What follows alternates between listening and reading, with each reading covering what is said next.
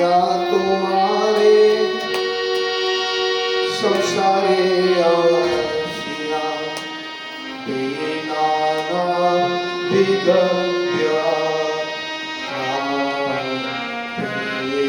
नाना विगव्या या तुम्हारे संसारे आशिया नाना विगव्या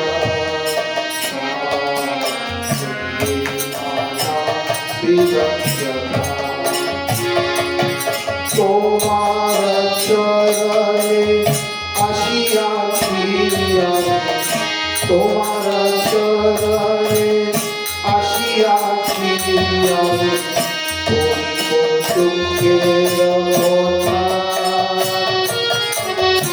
তোমার চরণে আসিয়াছি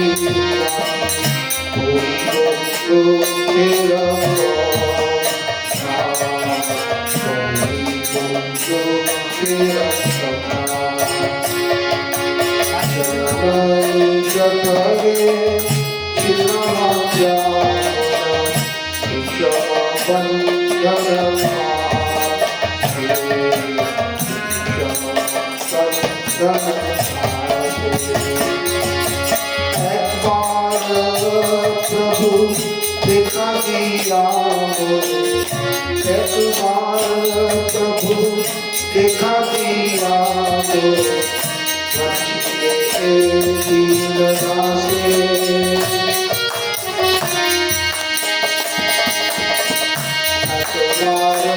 प्रभु देखा दिया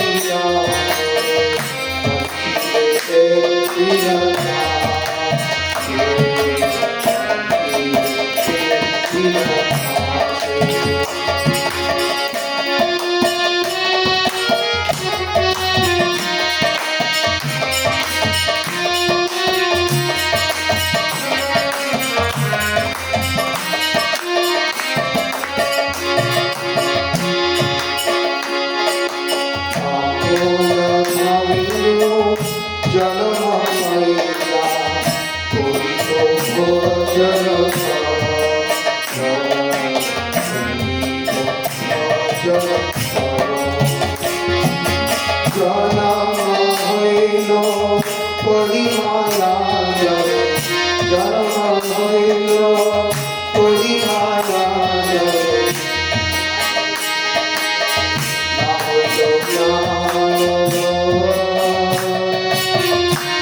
জন্ম হইল পরিমালা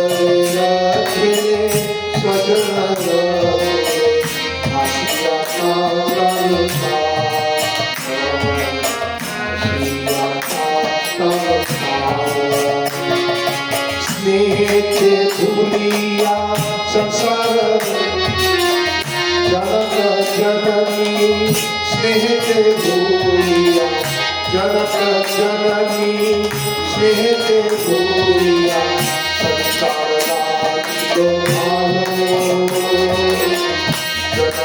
जननी स्नेह भूलिया संसार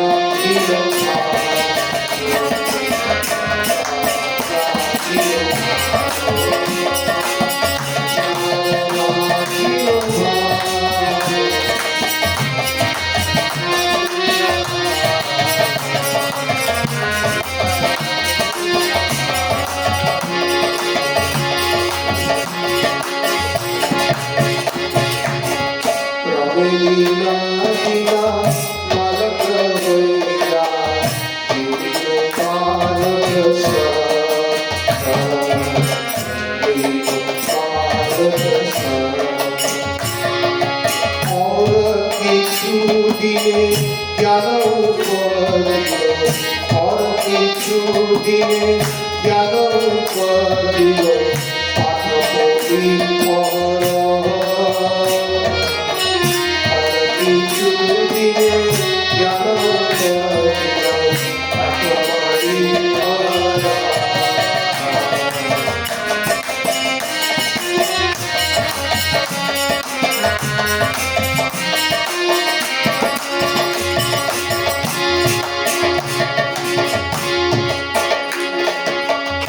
विद्यागौरवे प्रमिदेशे विद्यागौरवे प्रमिदेशे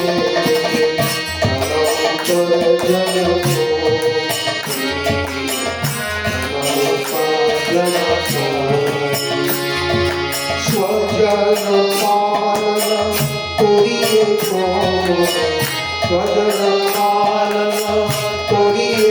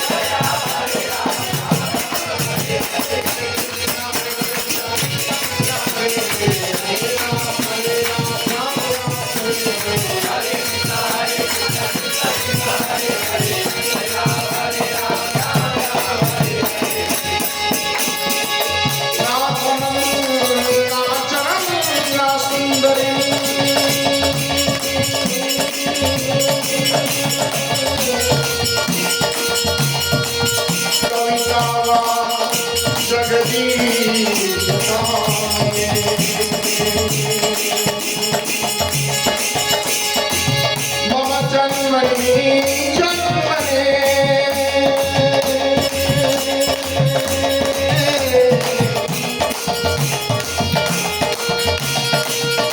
ईश्वर भवतार भक्ति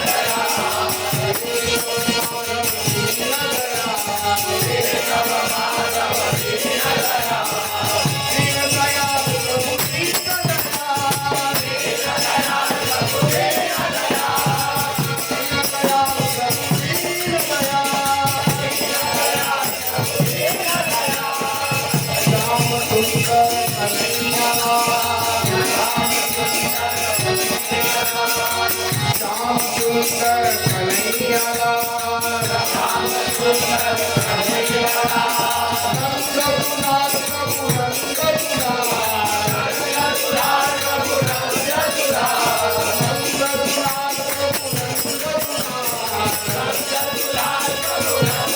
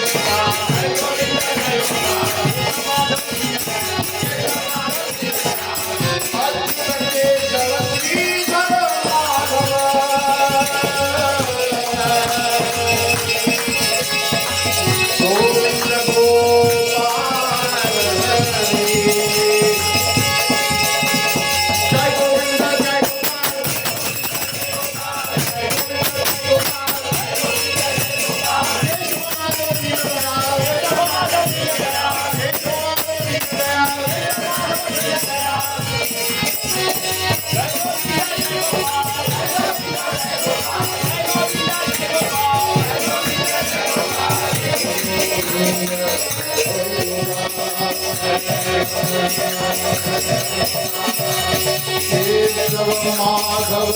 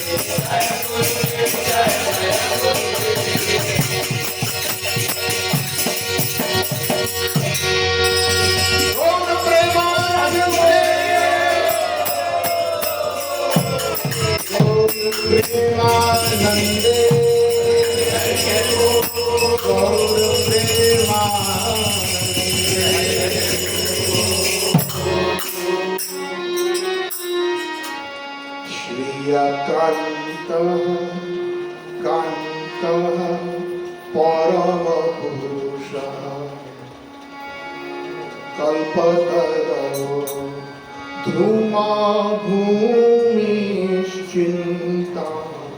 मणिगणमणि तोयमृतम्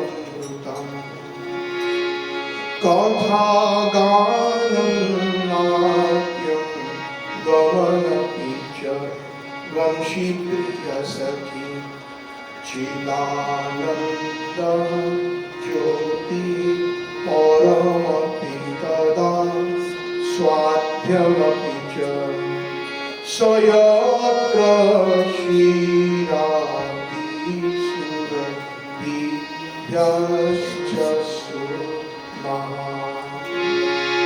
निमेषार्धाख्यो वा रजति यत्रापि नाशमयः भजे श्वेतदीपं तममिह गोलोकमितियं वेदान्तस्ते सन्तः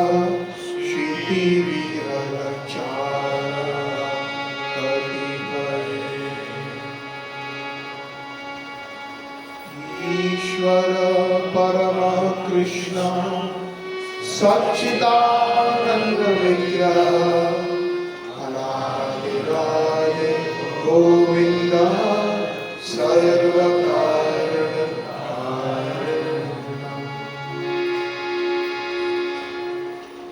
हरे कृष्ण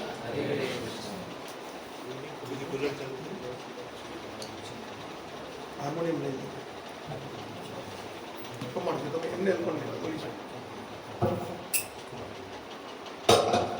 पानी के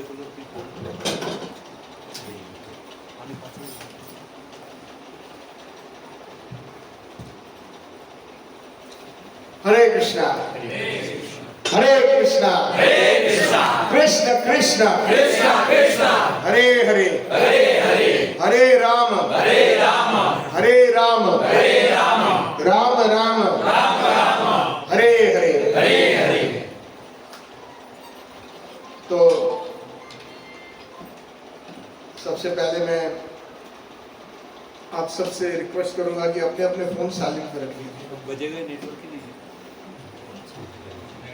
और दूसरा कोई अन्य बातें नहीं करेगा। हरि नाम, हरि कीर्तन, हरि लीला, हरि का धाम और हरि की वस्तु वो अभिन्न है हरि से। तो कुछ समय के लिए हम लोग उसमें हम मग्न हो जाने का प्रयास करेंगे। तो आज हमने जो भजन गाया वो ठाकुर भक्ति विनोद जी का, जो अच्छा इनको एक माइक दे, प्रभु जी को दे। हरे कृष्णा हरे कृष्णा। तो बहुत बहुत स्वागत है हिज ग्रेस सच्चिदानंद प्रभु जी, जो उनका एसोसिएशन हमें मिल रहा है भक्तों को। आज दूसरा दिन है प्रभु जी के साथ हमारा, सभी भक्तों को बहुत आनंद आ रहा है। बहुत सुंदर कीर्तन हुआ यहाँ पे, आपने देखा। तो सच्चिदानंद प्रभु जी के विषय में कल आपने सुना। प्रभु जी 33 सालों से, पिछले कंटिन्यू 33 सालों से प्रभुपाद जी की सेवा कर रहे हैं प्रभु जी। और विशेषतः भगवत गीता, वैष्णव भजन, जैसे आपने वैष्णव भजन भी सुना, वैष्णव भजन और उन पर व्याख्यान सेमिनार कर रहे हैं। और उन्हें आध्यात्मिक विषय पे स्पिरिचुअल डिस्कोर्समेंट के लिए अनेक केंद्रों पे बुलाया जाता है, सेमिनार और व्याख्यान के लिए। और प्रभु जी अनेक कंट्रियों में भ्रमण कर रहे हैं, जैसे अभी भारत में हैं, कनाडा, अमेरिका, रूस, Sweden, Belgium, France, Netherlands, Germany, Switzerland, Mexico. इस प्रकार से अनेक कंट्रियों में प्रभु जी कंटिन्यू प्रचार कर रहे हैं। प्रभु जी 2 दिन और हैं इंडिया में, उसके बाद प्रभु जी थाईलैंड जा रहे हैं। तो हमारा बहुत बहुत सौभाग्य है हम सभी कि प्रभु जी का श्रीमुख से हमें भगवत गीता का श्रवण करने, भागवतम श्रवण करने का, वैष्णव भजनों का सार समझने का एक अवसर प्राप्त हो रहा है। तो हम बहुत बहुत आभारी हैं और आभार व्यक्त करते हुए हम सभी वैष्णव भगवान का हरिनाम उच्चारण करेंगे हृदय से। हरे कृष्णा हरे कृष्णा हरे हरे हरे राम राम राम। बहुत बहुत धन्यवाद देंगे सज्जन प्रभु जी। धन्यवाद धर्मेंद्र प्रभु जी। और आपका जो सिलवास का जो संघ है मुझे बहुत अच्छा लगता है, क्योंकि उत्साह है यहाँ पर। और ये भी एक प्रेरणा है मेरे लिए कि ये दूसरी बार आया हूँ सिलवास में और अच्छा लग रहा है आप सब भक्तों के सामने। तो भक्ति विनोद ठाकुर जी कौन है, कौन बताएगा? सप्तम आचार्य कौन सप्तम आचार्य? किसने कहा ये? प्रभु जी ने। प्रभु जी तो वो तो स्वयं एक सिलवासा के आचार्य है। तो सप्तम आचार्य क्यों है? तो आगे के 6 कौन है? कौन बताएगा? ऊंचा बोले, जो भी है हाथ ऊंचा करके। 6 गोस्वामी हमारे वृंदावन के, तो उनके समान रूप गोस्वामी, सनातन गोस्वामी, हाँ जी, रघुनाथ दास, रघुनाथ भट्ट, गोपाल और जीव गोस्वामी। और हमें पूरा बोलना चाहिए गोस्वामी। ये कई लोग ये थोड़ी सी गलती कर देते हैं, खास करके जो अंग्रेज लोग करते हैं उनको डिस्काउंट देते हैं, लेकिन हम भारतीयों में तो विवेक है। क्योंकि अंग्रेजों में क्या है, बाप का नाम भी जॉन है और छोटे बच्चे का भी नाम जॉन है, तो उसी नाम से पुकारता। हमारे में तो यहाँ क्या है कि हम पिताजी को उनके नाम से नहीं पुकारते, उनको पिताजी करके। ये हमारे जितने भी वरिष्ठ आचार्य हैं, हम उनके साथ क्रिकेट या गिल्ली डंडा नहीं खेले। ये लोग कई बार बोलते थे भक्ति विनोद, भक्ति सिद्धांत, ये विवेक नहीं है। भक्ति सिद्धांत सरस्वती ठाकुर प्रभुपाद जी को सुने हैं कैसे बोलते थे? जयोम विष्णुपाद परमहंस परिव्रजकाचार्य माय गुरु महाराज श्रीपाद भक्ति सिद्धांत सरस्वती गोस्वामी ठाकुर जगत गुरु श्री। तो थोड़े सा मतलब ये, क्योंकि हम लोग आजकल अंग्रेजों की बहुत नकल करने लगे हैं, तो थोड़ा ये ध्यान रहे। ये ना ही सिर्फ वरिष्ठ आचार्य है, लेकिन वो साक्षात राधा रानी के वो सेविका है उनके नित्य लीला में। तो भक्ति विनोद ठाकुर जी ने ये भजन लगभग 150 साल पहले लिखा था, और ये एवरग्रीन है। एवरग्रीन समझते हैं ना, सदा बहार है ना। कुछ गाने आप लोग शायद रेडियो पे पहले सुनते थे बचपन में, आज भी वो गाना कहीं बज जाए तो सदा बहार। तो ये भजन का जो है उसका कोई समय का जो उसके ऊपर कोई प्रभाव नहीं है। कैसे? तो आइए हम सीधे भजन में चले जाते हैं। तो ये एक बहुत जरूरी बतानी है कि जब भी हमारे आचार्य कुछ भजन या कविताएं या कुछ भी लिखते हैं, तो गुरु साधु और शास्त्र के प्रमाण से ही लिखते हैं। और ये जो उनका जो अनुभव है वो हमारे लिए है, उनके लिए नहीं है। क्योंकि वो इतने विनम्र है कि वो विनम्र भाव में शरणागति करके एक पुस्तक है, उसमें भगवान से हम कैसे शरणागत हो सकते हैं, उसमें 6 अंग हैं। और इसमें से जो सबसे पहला अंग है दैन्यता। तो शरणागति का अर्थ क्या हुआ, संक्षेप में बता देता हूँ। हर एक कोई भक्त के मन में ये बात आती है कि मैं भगवान की शरण में कैसे आऊँ, है ना, चाहे कोई भी पंथ का हो। लेकिन आज क्या है, क्रिसमस है, लेकिन कितने क्रिश्चियन ये सवाल पूछते हैं कि मैं क्राइस्ट के शरण में कैसे आऊँ। अब तो विदेश में तो अभी इसी समय पार्टी का माहौल है, शराब पीने का माहौल है, जीसस क्राइस्ट से कुछ लेना देना नहीं है। हरे कृष्णा। हालांकि भक्ति विनोद ठाकुर जी ने, भक्ति सिद्धांत प्रभुपाद जी और हमारे प्रभुपाद जी ने भी ये घोषणा करी है कि जीसस क्राइस्ट स्वयं शक्त्यावेश अवतार है, वरना इतना बढ़िया कार्य हम भगवान का नहीं कर सकते।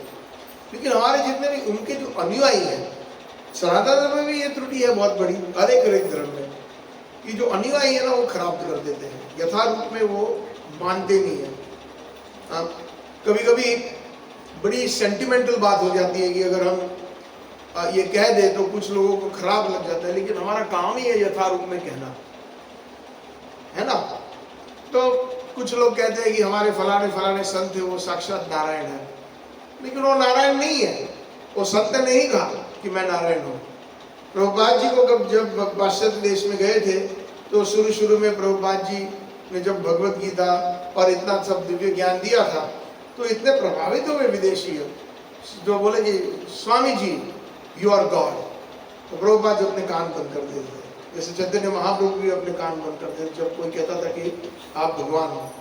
वो इतना कहते थे कि नहीं, मैं भगवान नहीं हूँ, मैं भगवान का एक प्रतिनिधि हूँ, I am a representative of God. मैं कृष्णा जो पूर्ण पुरुषोत्तम भगवान है उसका मैं प्रतिनिधि हूँ। ये हम जो गुरुवाष्टकम रोज गाते हैं मंगल आरती, उसमें 7वां श्लोक साक्षात हरितेना समस्त शास्त्र उक्तास्तथा भाव यतएव सद्भि किंतु प्रभो या प्रिय तस्य वंदे गुरुहो श्री चरणारविंद। विश्वनाथ चक्रवर्ती पाठ वो भी चैतन्य महाप्रभु के पार्षद है, वो भी राधा रानी की नित्य लीला में सेविका है, तो वो सब गुरुओं को वंदन करती है, वंदे गुरु नहीं है। अगर यद्यपि अगर हम हमारे उच्चारण में थोड़ी गलती कर देते हैं तो फिर वो थोड़ा सा पक्षपात हो जाएगा कि सिर्फ मैं अपने गुरु को प्रणाम करता हूँ। वंदे गुरु हो, गुरु हो मतलब बहुवचन, तो ये ध्यान रखना है। शुरू होता है वाक्य से और वही हमारे हृदय के अंदर धीरे धीरे वो जो है वो बस जाता है, अंकित हो जाता है। तो एक एक शब्द में कोई गलती नहीं है उनकी। हम भी कहते हैं तो और एक प्रार्थना है ना, वंदे हम श्री गुरु श्रीयुता पद कमलम, तो वहां पर भी गुरु हो है, गुरु नहीं है। मैं सब गुरुजनों को, शुद्ध भक्तों को मैं वंदन करता हूँ, सब गुरुजनों को। ये हमारा भागवत धर्म है, उसमें बहुत सारे हमारे कई प्रकार के गुरु है। एक तो हमारे जो माँ बाप है वो आदि गुरु है, बच्चे को सिखाते हैं संस्कार इत्यादि। फिर हमें जो कृष्ण कॉन्शियसनेस में, कृष्ण भक्ति में लाने वाले गुरु है वो पाद प्रक्षालन गुरु है। फिर हमें दीक्षा देने वाले गुरु है और शिक्षा देने वाले गुरु है। तो शिक्षा देने वाले गुरु अनेक है हमारे, एक नहीं है। और हमारे प्राय देखा गया है कि जो दीक्षा गुरु है, खास करके हमारे इस अंतरराष्ट्रीय कृष्ण भावना अमृत संघ में, वो इतना पर्यटन करते हैं उनको समय नहीं मिलता। तो साल में एक दो बार भी मिले तो बहुत बड़ी बात हुई। तो फिर हम शिक्षा किसके पाते हैं, किनसे पाते हैं? हाँ, शिक्षा गुरु से। ये हमारी जो परंपरा है वो शिक्षा गुरु का बहुत महत्व है, दीक्षा से भी ज्यादा। यद्यपि आप देखिए हमारे जगन्नाथ दास बाबा जी महाराज के शिक्षा गुरु कौन है? भक्ति विनोद ठाकुर जी, उनके दीक्षा गुरु नहीं है। गौर किशोरदास बाबा जी महाराज के शिक्षा गुरु भक्ति विनोद ठाकुर जी है, दीक्षा गुरु नहीं है। ऐसे करके तो ये बात जो तत्व है वो उसको समझना चाहिए और हर एक को सम्मान देना चाहिए, जिससे क्या होता है कि एक उदाहरण देने से आसान हो जाता है। हमारे भारत में अभी भी हम ज्वाइंट फैमिली वाले कई फैमिलीज है, सहकुटुंब जो बोलते हैं ना, हिंदी में क्या वही शब्द है सहकुटुंब। तो उसमें चाचा जी है, ताऊ जी है, बहुत सारा बड़ा परिवार है, बहुत सारी चाचियां हैं, है ना। तो जब बच्चा उस परिवार में जन्म लेता है तो सबसे दादा दादी, चाचा चाची, ताऊ जी, ताई, सबसे प्रेम मिलता है कि नहीं है? लेकिन आजकल के ज़माने में क्या हो जाता है कि लड़की जब लड़के को देखने आती है या लड़का लड़की को देखने आता है तो पहले ये प्रश्न छेड़ा जाता है कि भाई आपके घर में कितने लोग हैं, आपके पास अपनी रहने की जगह है? तो ही मैं आगे सोचती हूँ। अगर घर में और भी लोग हैं तो फिर मानने के लिए रेडी है, क्योंकि उसका मतलब ये होगा कि मुझे उनकी सेवा करनी पड़ेगी। सास, ससुर, ननद, भाई इत्यादि। एक बार ऐसा हुआ था, मैंने एक सूरत में भी एक कथा में बात करी थी। कनाडा में एक हमारे बच्चे जैसा है, अंकल आंटी, मुझे उस मेरी वाइफ को आंटी बोलता है, मुझे अंकल बोलता है, और वो अहमदाबाद का है। तो शादी करने निकला था तो भारत आया था यहाँ पर, और फिर वो हमें मिलने आया था कि अंकल मेरी एंगेजमेंट हो गई और मैं एंगेजमेंट की मिठाई लेकर आया हूँ। अच्छा, मैं बोला चलो मुबारक हो, कॉन्ग्रेचुलेशंस।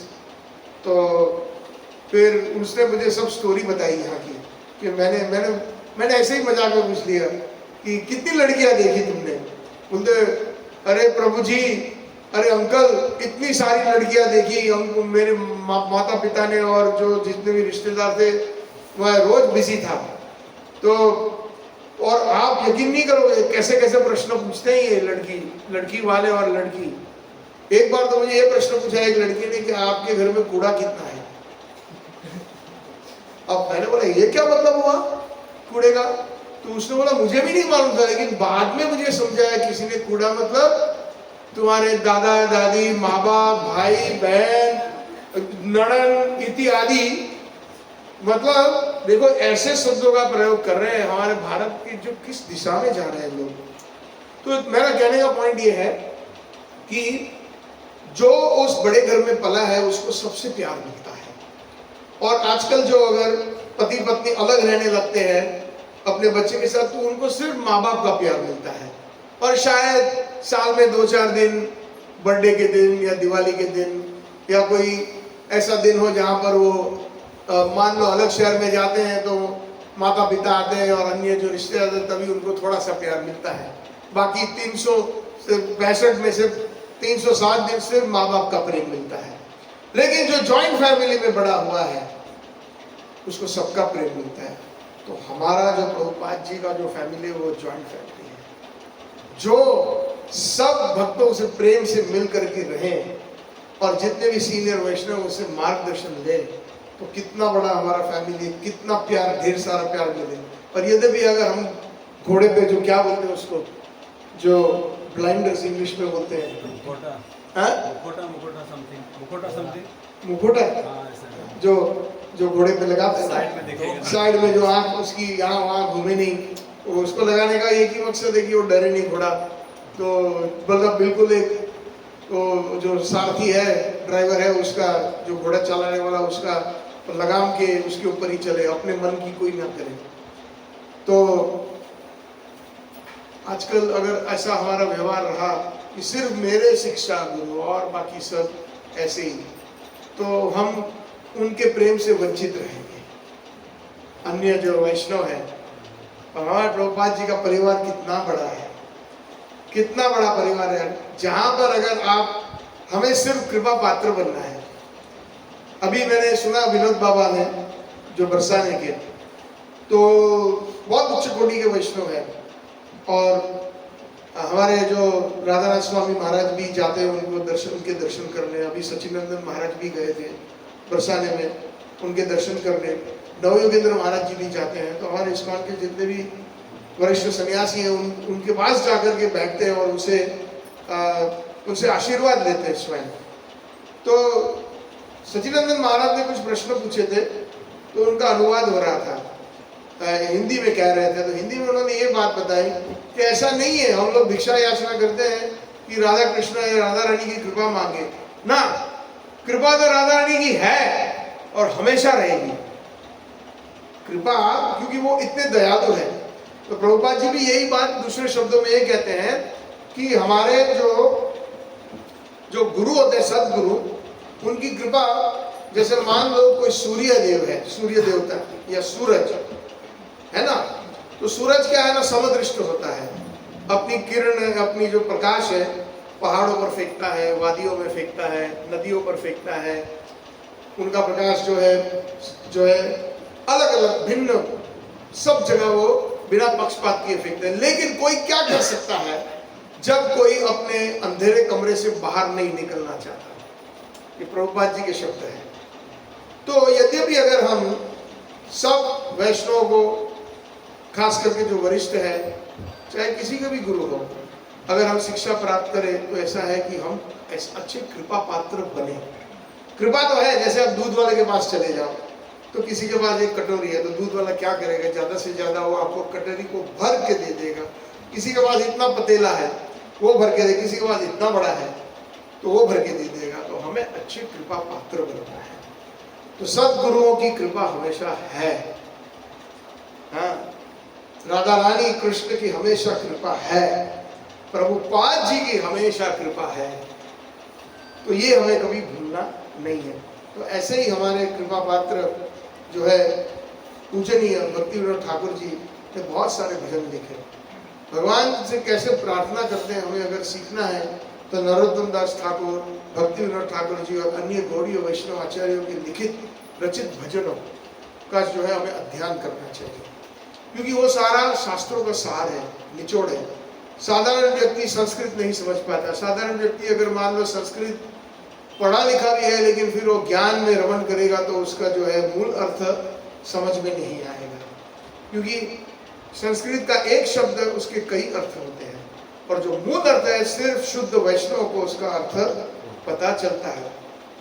एक उदाहरण के तौर पे मैं बताऊं शायद यदवाचार्य जी थे, और यदवाचार्य जी गुरुकुल में थे, छोटे थे, तो उस समय उसके गुरुजी की वो सेवा करते थे, और गुरुजी गुरुकुल में व्याकरण पढ़ाते थे, और व्याकरण पढ़ाते पढ़ाते कोई ना कोई एक शिष्य उनकी मालिश करता था, पीछे से उनके कंधे आदि दबाता था, और किसी श्लोक के ऊपर गुरुजी व्याख्या कर रहे थे गुरुकुल में। तो एक शब्द ऐसा आया संस्कृत के अंदर, कप्यासन। कप्यासन एक श्लोक के अंदर ये शब्द आया, भाई संस्कृत का ये शब्द है, तो गुरुजी ने क्या उसका अर्थवाद किया, कपि मतलब भगवान की आंखें कप्यासन है, ये जो है वर्णन था। तो उन्होंने ये उसका अनुवाद किया कि भगवान की आंखें, कपि मतलब बंदर, और आसन मतलब बंदर का पिछवाड़ा, तो ऐसे करके, तो अभी व्याकरण के अनुसार कप्यासन का एक अर्थ तो ये निकला, कपि का आसन। लेकिन वो जो छोटे यमुनाचार्य जी थे वो रो पड़े, और उनके आंसू गुरुजी के कंधे पर गिरे पीछे से, तो गुरुजी पीछे मुड़ के देखे और बोले, ये क्या हुआ तुझे, रो क्यों रहा है? तो कुछ नहीं गुरुदेव। तो विनम्रता तो होनी चाहिए ना, तो कहते कुछ नहीं। नहीं, क्यों रो क्यों रहा है, बता। तो कुछ नहीं गुरुजी, आपने कप्यासन की जो व्याख्या बताई वो सुन करके मुझे थोड़ा दुख हुआ। अच्छा, तू मुझसे ज्यादा जानता, तो बताओ क्या अर्थ हुआ। तो उसने फिर बताया, देखो इतना छोटा है फिर भी, खमम पिबति आसनम इति कप्यासन। तो क्या है खमम पिबम, मतलब जो जल पीने वाला, वो क्या आता है, कमल। और जो आसन है किसका है, ब्रह्मा जी का। ब्रह्मा जी का आसन क्या है, कमल है। तो वो जो भगवान की आंखें कमल जैसी है ना। एक और उदाहरण दे देता हूँ सिंपल सा, जैसे कि जो दक्षिण भारत में जाते हैं, तो जब जो शैवाइट है, जो शिव जी के अनन्य भक्त हैं, वो ये निर्णय पे पहुंचे हैं कि शिव जी जो है वो भगवान है, और यहाँ तक कि राम भगवान भी, जो राम जी है दशरथ नंदन, वो भी उनकी पूजा करते हैं, क्योंकि रामेश्वर में सेतु बंधन से पहले वहां पर जो है उन्होंने पूजा करी थी राम जी ने। तो तब से वो उस जगह का नाम पड़ गया रामेश्वर। लेकिन ये संस्कृत शब्द है, बहुत सरल है, जो वैष्णव है उसको तो अर्थ तुरंत प्रकाशित है, राम ही ईश्वर है, राम ईश्वर इति रामेश्वर।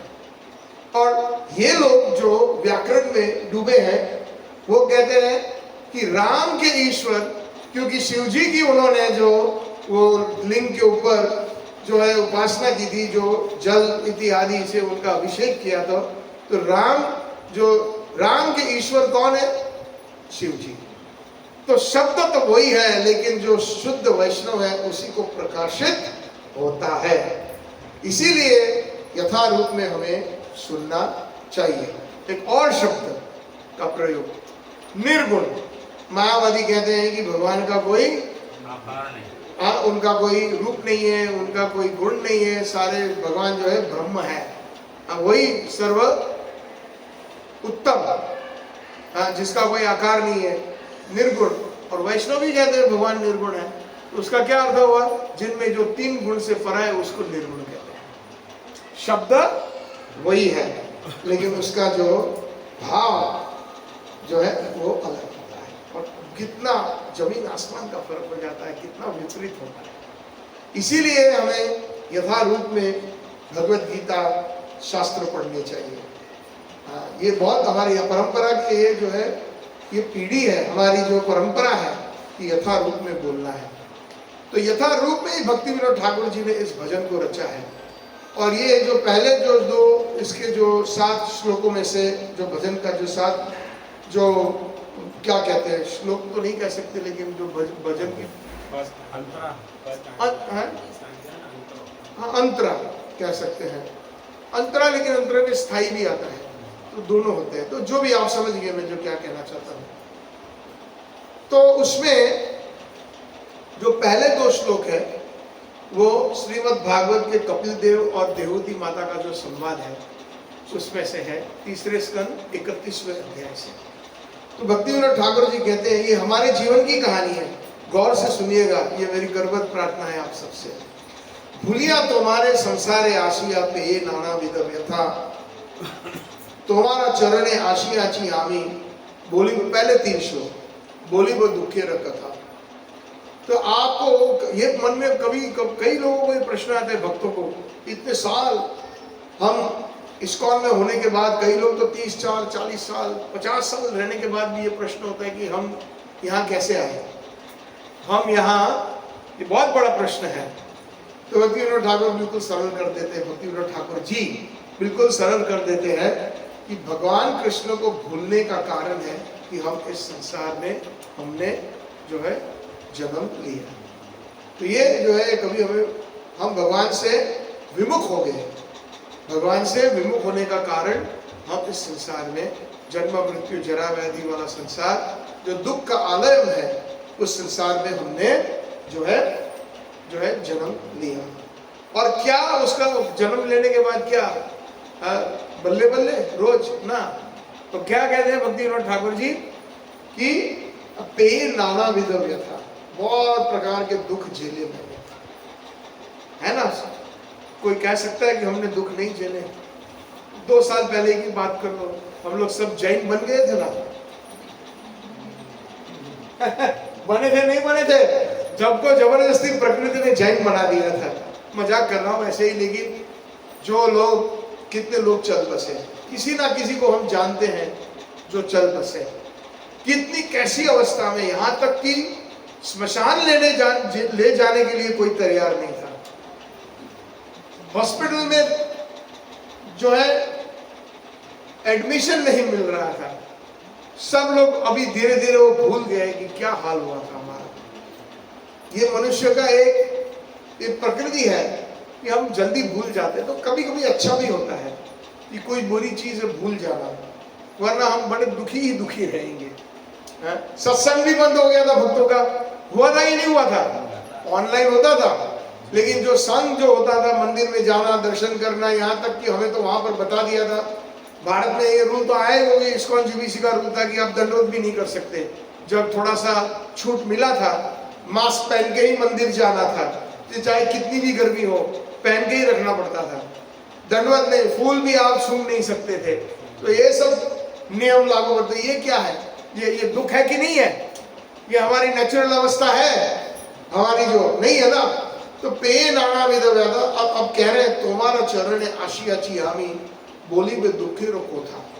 अब मैं आपके चरण में आकर कर मेरी दुख की कथा, मेरी दुख की गाथा सुनाता हूँ। तो कहाँ से शुरू करते हैं भक्ति विनोद ठाकुर? तो अब जो है तीसरे स्कंद में 31वें अध्याय में, लगभग 31 या 30वां अध्याय है, तो देवहूति माता और कपिल देव का संवाद है। उसके अंदर कपिल देव देवहूति माता को वो बालक जो जन्म कैसे लेता है, उसकी पूरी विज्ञान वो बताते हैं उसकी माँ को। जब से वो गर्भ में बच्चा, कैसे कि पहले ही दिन में उसकी जो क्या छोटी सी साइज होती है बालक की, फिर उसको कुछ दिन के बाद उसके थोड़े से छोटे छोटे हाथ पैर ऐसा दिखने लगता है, और फिर थोड़ा सा बड़ा होता है। तो उसके बाद जो है उसको जो है थोड़ी सी सुध-बुध आती है माँ के पेट में। तो जब माँ जो है तीखा खाती है तो उसको भी तीखापन लगता है। हाँ, जब माँ खारा खाती है तो उसको खारापन लगता है, तो उससे सहन नहीं होता है। मान लीजिए जब बच्चा जन्म लेता है तो माँ के दूध के अलावा माताएं बहुत सारी बैठी है, उसको और कुछ देते हैं। हाँ, जब तक अन्नप्राशन 6-7 महीने तक नहीं होता तब उसको हम ढीली खिचड़ी भी नहीं देते हैं, है ना। सिर्फ माँ के द्वारा या सिर्फ दूध पे ऊपर उसका खुराक होता है। तो ऐसे करके ये पूरा वर्णन करते हैं भक्ति विनोद ठाकुर जी। तो कहते हैं कि मैं जननी जठरे छिल्लामा जाखो न विषम बंधन पाशे। जब मैं मेरी माँ के गर्भ में था तो जठर से मैं बंधा हुआ था, अम्बिलिकल कॉर्ड जिसको इंग्लिश में कहते हैं। बच्चा जो है उसका खुराक और उसकी जो सांस की जो नाली है वो उसके पाइप के थ्रू माँ से जो लगी हुई जो जठर है उससे उसको खुराक और श्वास इत्यादि उसी से जो उसका पालन पोषण होता है। तो जब मैं मेरी माँ की गर्भ में था तो उस समय बहुत ही ऐसा विषम बंधन पास, ऐसा बंधन लग रहा था। छोटी सी जगह में मैं पड़ा रहता था और बहुत ही 9 महीने तक। देखिए कितना, मतलब ये एक तरह का दंड है। इसीलिए भगवान कहते हैं भगवत गीता में, जन्म मृत्यु जरा व्याधि दुख दोष अनुदर्शन। कई लोग पूछते हैं कि जन्म में उसमें क्या दोष है? दोष यही है कि माताओं को पूछिए कि कितना दर्द होता है उनको जन्म से पहले और जन्म के बाद और जन्म के समय, और जो अंदर का जो बच्चा होता है उसको भी बहुत दर्द होता है, उसको भी बहुत जो है पीड़ा भुगतनी पड़ती है। जैसे कि यहाँ पर वर्णन किया है, जड़री जठरे छिल्ला व जापने, जब मैं उस समय मेरी माँ की गर्भ में था और जठर से बंधा हुआ था, विषम बंधन पास है, जैसे कि विष जैसा विषील बंधन था। और एक बार प्रभु दिखा दिया मोर वंचिले ए दिन दाशे। अगर आप हिंदी का फॉलो कर रहे हैं तो यहाँ पर स्पेलिंग मिस्टेक्स काफ़ी है, ये बंगाली में है जो है। तो एक बार देखा दिए मोर वंचिले ए दिन दाशे।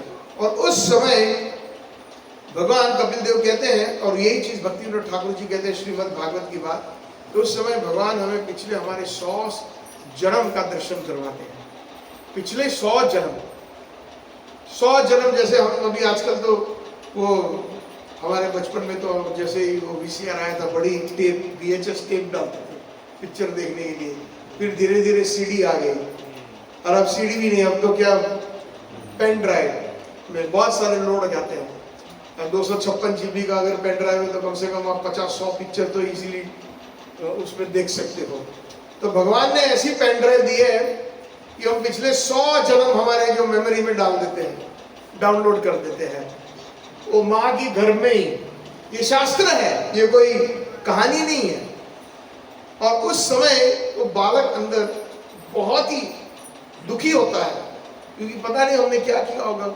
अगर मान लीजिए पिछले जन्म में हम चोर चाकू किसी का हमने खून किया हो, अगर वो हमें याद रह जाए तो क्या हालत होगी, ये जन्म भी हम नहीं जी पाएंगे। लेकिन ये दिखाने का एक कारण है। तो भगवान कहते हैं, तो ये भक्तिविनोद ठाकुर जी कहते हैं कि एक बार प्रभु उस 100 जन्म दिखाने के बाद प्रभु उनके सबको दर्शन देते हैं माँ के घर में, खास करके मनुष्य योनि में सबको भगवान एक क्षण के लिए दर्शन देते हैं। ये दर्शन इसलिए देते हैं कि ये कृपा है। हर एक मनुष्य बच्चे को भगवान के दर्शन होते हैं माँ के पेट के अंदर, लेकिन सिर्फ एक क्षण के लिए। क्यों? उत्कंठा बढ़ाने के लिए।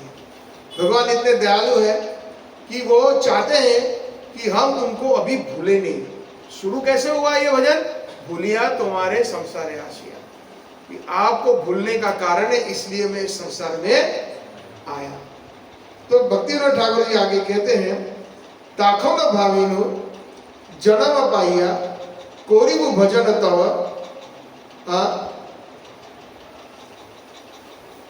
कोरिनो भजन तव,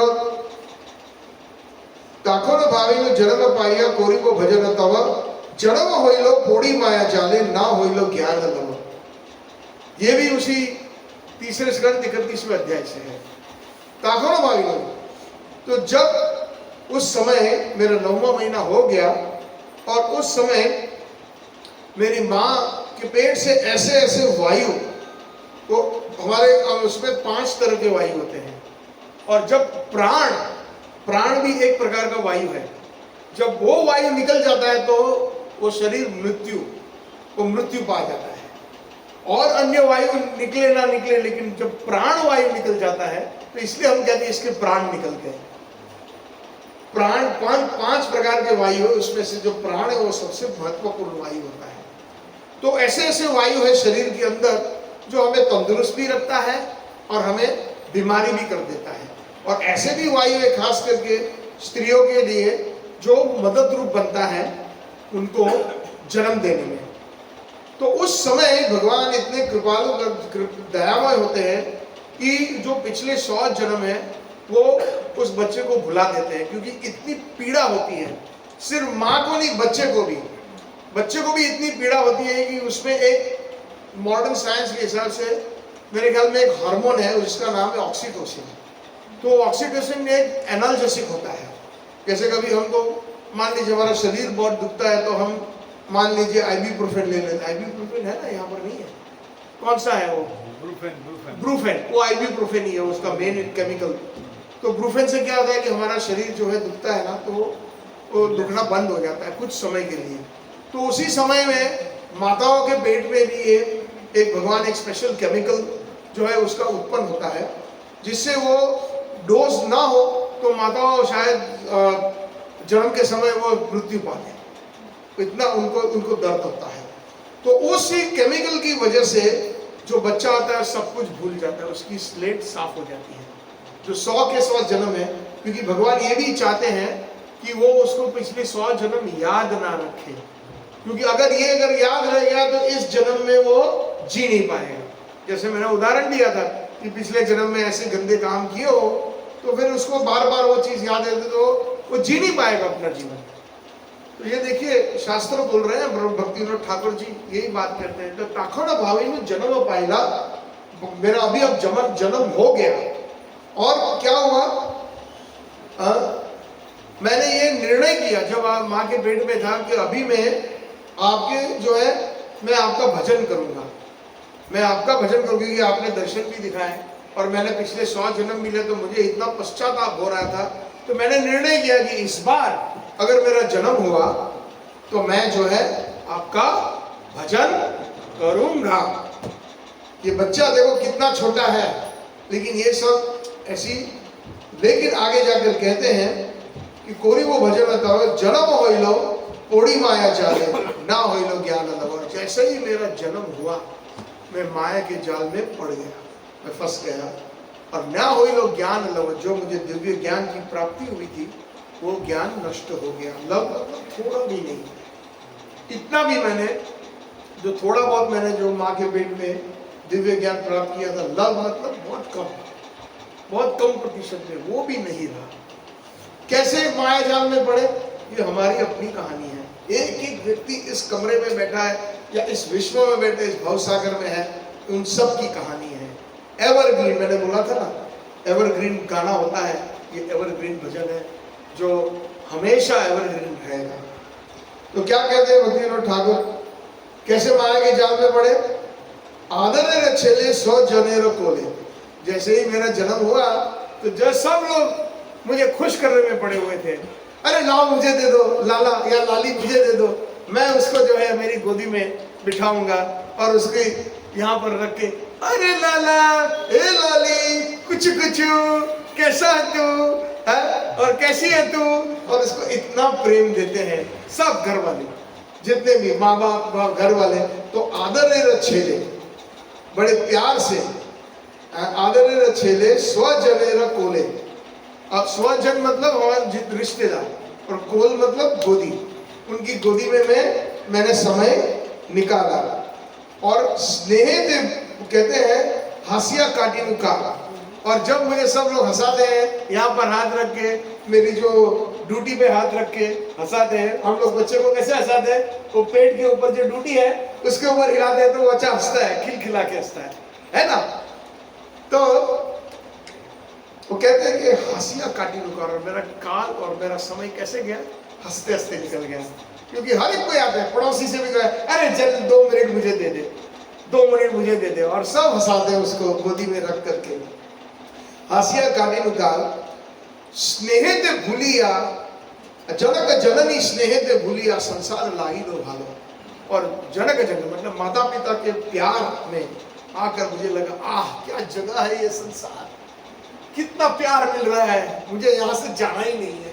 ये भाव आ जाता है, जहाँ जाओ वहां पर मुझे सम्मान कर रहे, जहाँ जाओ वहां पर थोड़ा सा अगर रोए तो 5 किलो रह जाए, अरे ले उसको हिला के जो है बच्चे को, या अगर थोड़ा सा रोए, अरे दूध की बोतल दे दे, अरे ये दे दे, वो दे दे, ऐसे करके सब लोग जो है भागे भागे आते हैं। संसार लागी लो भालो, बहुत अच्छा लगा ये सेंटर ऑफ अटेंशन, हम इंग्लिश में कहते हैं कि मैं केंद्र बना सबका, सबके जीवन का मैं केंद्र है। संसार लागी हो जाए। और आगे क्या है हमारी कहानी, भक्तिविनोद ठाकुर जी हमारी कहानी के बारे में कह रहे हैं। क्रमे दिने दिने बालक होइया भेलिनु बालक सर, और जैसे ही थोड़ा चलना सीखा, जैसे ही बोलना सीखा, बालक हो गया मैं शिशु से।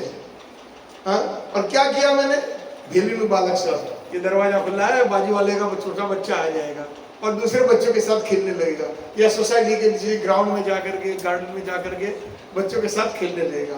ऐसे मैंने समय मेरा बिताया। तो क्रमे धीरे, क्रमे मतलब धीरे धीरे, बालक होइया भेलिनु बालक सह और किछु दिने ज्ञान उपजिलो पाठ पढ़ी अहरह। अर्थात फिर मैं थोड़ा सा बड़ा हो गया, अब हो गया टाइम, केजी में एडमिशन हो गया, पहली दूसरी तीसरी स्कूल में, और पापा मम्मी ने तो बोल दिया था सबने, अच्छी पढ़ाई करना, डॉक्टर बनना है। अभी तो केजी में है बच्चा और उसके ऊपर वो पहले से ही कह दिया डॉक्टर बनना, पायलट बनना बच्चा है, पहले से ही उसके अंदर अंकित कर दिया है। लेकिन कोई ये नहीं कहता है कि भक्त बनना है, उसके मन में अनेकों भौतिक अभिलाषाएं पहले से ही डाल देते हैं। तो उससे क्या होता है कि वो जो बच्चा होता है, जो अच्छा बच्चा, मतलब सो कॉल्ड अच्छा बच्चा, जो वो जा करके बहुत ही मन से पढ़ाई करता है,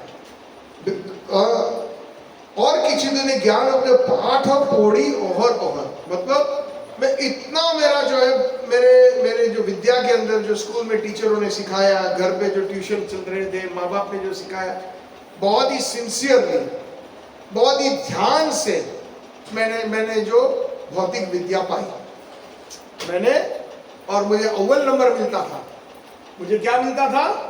अव्वल नंबर क्लास में। मैं इतना अच्छा विद्यार्थी था बचपन से ही। फिर आगे क्या कहते हैं भक्ति विनोद ठाकुर, विद्या में गौरव है भ्रमी देशे देशे धनो ऊपर जगह करी। अब कॉलेज में आ गया, आईआईटी में आ गया। अभी आईआईटी तो लास्ट ईयर भी कंप्लीट नहीं हुआ है, और तभी से अमेरिका से लेटर आ गया 4 कंपनी से, भाई एडमिशन रेडी है आपके लिए, हमारे जॉब रेडी है, आपको 3 लाख का पैकेज देते हैं, गाड़ी देंगे, घर देंगे, और एयरप्लेन की टिकट भी देंगे, और आप आ जाओ यहाँ पर। अभी तो रिजल्ट भी नहीं आया, क्योंकि इतनी बड़ी अच्छी कॉलेज से। तो विद्या में गौरव है। अब कौन से स्टैंडर्ड में हो? 9th में, और आप 9th में। तो ये हमारे आपकी कहानी है, हम बीत चुके हैं। आप आगे जाके देखना यही हाल होगा अगर हमने अच्छी तरह सिलवास इस्कॉन में भक्ति नहीं की तो। तो कहने का मतलब है विद्या गौरव है भ्रमी देशे देशे। अब मुझे अच्छी कॉलेज से पास हो गया, और फिर मुझे एक अच्छी कंपनी में जॉब मिल गई, तो उसके गौरव में अलग अलग देश में भ्रमण किया। आज जापान में, टोक्यो में, परसों पेरिस में, नरसों लंदन में, उसके बाद न्यूयॉर्क में, फिर बैंगलोर में। आईटी वाले जॉब हमारे हैं, बड़ी बड़ी जॉब लेकर के बैठे हैं ना, तो उनको बुलाया जाता है कि आइए, टिकट, होटल, सब कुछ दे देते हैं।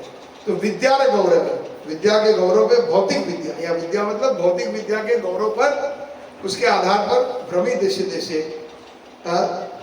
और क्या किया फिर बाद में, क्या हाल हुआ मेरे? अब मम्मी पापा कहते हैं कि बेटा सेटल हो गया, अच्छी जॉब है, पढ़ा लिखा है, तो शादी कर ले। ये तो आता है ना, हर एक जो भारतीय माँ बाप होते हैं ना, वो तुरंत जी खा जाते हैं बच्चों का, बेटा तू शादी कर ले, बेटी तू शादी कर ले, अब अच्छी जॉब है, अच्छा खासा पढ़ा लिखा लड़का है, हाँ कह दे उसको तू। हैं, तो ये हमारा हाल है। भक्ति विनोद ठाकुर जी एवरग्रीन भजन, दोबारा बार बार बोलना पड़ता है। तो विद्या गौरव है भ्रमी देशे देशे धनो ऊपर जन करी, बहुत पैसे कमाए, और एक मने कोरी स्वजन पालन कोरी एक मने भूली में तुम्हारे हरि। और एक मन से मैंने स्वजनों का पालन। स्वजन मतलब क्या? अब शादी हो गई, अब मेरे बच्चे हो गए, तो ये मेरे स्वजन हुए, ये मेरे स्वजन हुए। और साथ साथ में जो माता पिता है, घर में भाई बहन जो भी अगर रहते हैं, ये सब स्वजन। स्वजन में वो भी आ जाते हैं कि हमारे जो निकट के रिश्तेदार हैं, वो भी आ जाता है। तो मैं इतना अच्छा था मेरे स्वजनों के लिए, सबसे श्रेष्ठ पुत्र, सबसे श्रेष्ठ पति, सबसे श्रेष्ठ पिता, सबसे श्रेष्ठ भाई, सबसे श्रेष्ठ मित्र इत्यादि, कि मैंने सबका पालन किया एक मन से। मैंने अपने लिए, कई लोगों की कहानी सुनते हैं ना कि ये हमारे तो बहुत अच्छे हैं, अपने लिए 2 साल से जूते नहीं खरीदे, लेकिन हमारे बच्चों के लिए 4-4 जोड़ी ले आते हैं जब स्कूल शुरू होती है। मेरे लिए 5-5 साड़ी ले आए दिवाली के लिए, लेकिन अपने के लिए एक भी नई शर्ट नहीं खरीदी। तो उसको बोलते हैं एक स्वजन पालन कोरी एक मने, सबसे आइडियल, सबसे बेस्ट। ऐसे भी लोग हैं आजकल, तो वो मिलना भी बहुत मुश्किल है। दिया लेकिन निकलो तो ढूंढो तो भी नहीं मिलेगी। मान लो अगर वो ऐसा व्यक्ति है, लेकिन उसका परिणाम क्या, बहुत महंगा। तो पिक्चरों में डायलॉग बोलता बहुत महंगा पड़ जाएगा ठाकुर है ना। तो क्या महंगा क्या पड़ गया, भूली न तुम्हारे हरि। इतना सब समय निकाला, माँ के पेट से लेकर विद्या गौरव, फिर शादी की, और सबका एक मन से सबका पालन किया, भूली न तुम्हारे हरि। समय नहीं है। मंदिर में कहते हैं कि आइए आज सत्संग है, आइए हफ्ते में एक बार आइए, महीने में एक बार आइए, अरे जन्माष्टमी को तो आइए। अरे क्या बताऊं प्रभु जी, आना तो मैं चाहता हूँ, और लंबी लंबी स्टोरी। लेकिन आज जो है ना, एक मन पालन करना है। बच्चे को फुटबॉल लेके जाना है, आज बच्चे का एग्जाम है, आज उसको क्रिकेट खेलने ले जाना है। अरे आज क्या है ना, मेरे ससुर जी आ रहे हैं तो उनको रिसीव करने जाना है। तो ऐसी ऐसी जो है कहानियां होती है, और हमारे पास समय नहीं है। मैं नेक्स्ट टाइम मैं आऊँगा पक्का, आप मुझे व्हाट्सएप भेज देना, मैं पक्का आऊँगा नेक्स्ट टाइम। ऐसे भी आश्वासन भी देते हैं, ये हमारी आदत है। तो एक मन से पालन किया मेरे रिश्तेदारों का, मेरे परिवार का बहुत बड़ा, उसकी जो है कीमत चुकानी पड़ी कि मैं हरि आपको भूल गया, समय नहीं दे पाया। अब तक आपको लगता है ये कहानी एवरग्रीन है कि नहीं है, हाँ या ना? हमारे सबकी कहानी है कि नहीं है? अपनी फिल्म चल रही है ना? अपनी फिल्म चल रही है। फिर आखिरी में कहते हैं, देखिए भक्ति विनोद ठाकुर जी, बार्देक के एथॉन भक्ति विनोद कांदिया कातर अति ना भजिया तोरे दिन वृथा गेलो एखोन की होई बे कभी। अर्थात अब इस बुढ़ापे में मैं आपके सामने बैठा हूँ, हे मेरे प्रभु, और मैं बहुत ही रो रहा हूँ, मेरी दुख की गाथा सुना रहा हूँ। कांदिया कातर अति मतलब साधारण 2 आंसू निकलना नहीं, बहुत सारे आंसू निकल रहे हैं, बह रहे हैं। और मैं ना भजिया तोरे, मैंने पूरा जीवन आपको नहीं भजा, दिन वृथा गेलो, मेरे सारे के सारे दिन जो है वो व्यर्थ चले गए। एखोन की होई बे, अब मेरा क्या होगा? ये हमारे सबकी कहानी है। जब तक हम भक्ति नहीं करेंगे ना, तो ये हालत हो गए। मैं दोबारा बोलता हूँ, कल भी शायद 2-3 बार पहले भी कहा था, बागबान पिक्चर किन लोगों ने देखी है? ऐसा मत कहिए कि आप लोग नहीं देखे, झूठ मत बोलना। मुझे मालूम है सबके घर में टीवी है, सबके घर में देखते हैं। तो देखी थी ना, उसमें इसमें क्या है, इसका जो संदेश है कि बच्चे जो उनको ठीक से संस्कार नहीं देंगे तो बागबान में जैसा हाल होगा। कितने पता नहीं 3 या 4 भाई था और एक बहन थी, ऐसा ही कुछ था ना।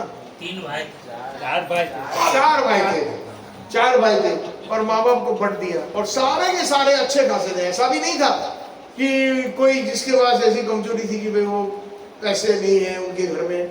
उनके पास इतना पैसा था कि रोज बाहर होटलों में खाते थे, घूमने फिरने जाते थे, और बाप को एक कमरे में बंद कर दिए थे कि ये लो, ये जो खा लेना, ये जो रूखी सूखी रोटी है। काम वाले को भी अच्छा खाना मिलता था, और दोनों को साथ में नहीं रखते थे क्योंकि खर्चा बढ़ जाएगा। ये संस्कार क्यों? क्योंकि यद्यपि हमारे बच्चों को यही सिखाएंगे तो क्या हुआ, जब हम बचपन में और हमारे माँ बाप जो हुए, एक छोटे कमरे में, इतने छोटे कमरे में बंबई में 14 लोग बड़े हुए हैं, और कितना प्रेम उनके बीच। और अभी हमारे पास बड़े बड़े फ्लैट है, बड़े बड़े बंगलो है, लेकिन प्रेम बिल्कुल नहीं है। 2 दिन अगर माँ बाप आना चाहते हैं तो कुछ ना कुछ बहाना बना देते हैं, बोलता आज भैया के यहाँ चले जाओ। तो ये बागबान की कहानी है। तो एक दिन क्या होगा, हम भी बुढ़ापा, ऐसा कह सकते हैं कि हम बूढ़े नहीं होंगे। जन्म मृत्यु जरा व्याधि, ये भगवान ने स्वयं ने घोषणा करी है भगवत गीता में। तो जन्म और मृत्यु के बीच में जरा और व्याधि, व्याधि मतलब जो है हमें अलग अलग प्रकार के रोग, और जो है बुढ़ापा। हाँ, तो बुढ़ापा तो आना ही है हमें। तो अगर बुढ़ापा आएगा, सब कुछ दे दिया, कंपनी बच्चे के नाम पर कर दी, सब ऐसा ही कुछ था ना, मैंने बहुत साल पहले देखी थी, लगभग 20-25 साल के ऊपर हो गया। तो पैसे भी कुछ, एक प्रैक्टिकल एग्जांपल बता, मुझे याद है शिकागो में एक हमारे परीख साहब थे, वो लेखक भी थे, गुजराती न्यूज़पेपर में वहाँ आर्टिकल्स लिखते थे, और जब भी हमारे इस्कॉन में प्रोग्राम होता था तो वो प्रेस का कवरेज करते थे, और अच्छा खासा जो है कवरेज करते थे। तो वो और उनकी पत्नी दोनों अकेले थे, और क्योंकि उनकी दोनों जो है कन्याएं थी, उनकी शादी हो गई थी, और अच्छे खासे उनके जो जमाई थे, एक तो बहुत बड़ा कोई डॉक्टर था, और दूसरी की भी जो दूसरी बेटी है उसका भी जमाई डॉक्टर था। तो और अच्छे खासे पैसे कमाते थे, छोटे मोटे नहीं। तो फिर एक बार ऐसा हुआ कि उसकी जो एक पुत्री थी, वो कह रहे कि मम्मी को कह रहे, पापा अभी मेरा पहला बच्चा होने वाला है, तो आप हमारे पास आ जाइए। दूसरे स्टेट में रहते थे।